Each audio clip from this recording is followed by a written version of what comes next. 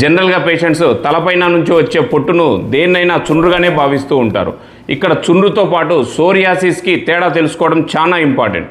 చుండ్రు అనేది తల పైభాగం నుంచి పొట్టుగా రాలుతూ ఉంటుంది. తెలుపు పసుపు రంగులో ఉండే అవకాశం ఉంది.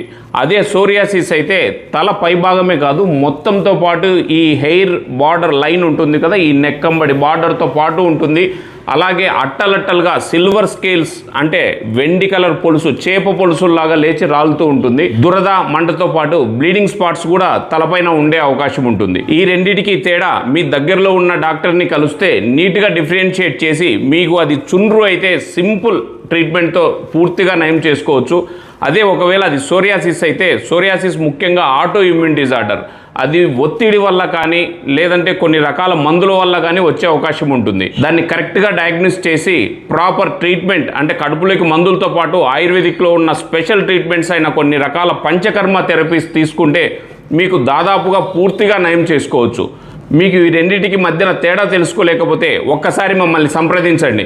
మేము దాన్ని కరెక్ట్గా డయాగ్నోసిస్ చేసి చుండ్రా సోరియాసిసా అని తెలుసుకొని దానికి ప్రాపర్ ట్రీట్మెంట్ ఇవ్వడం జరుగుతుంది. ఒకవేళ మీరు దూరాన ఉంటే పైన కనపడుతున్న ఫోన్ నంబర్కి కాల్ చేసి మీ కన్సల్టేషన్ తీసుకోండి.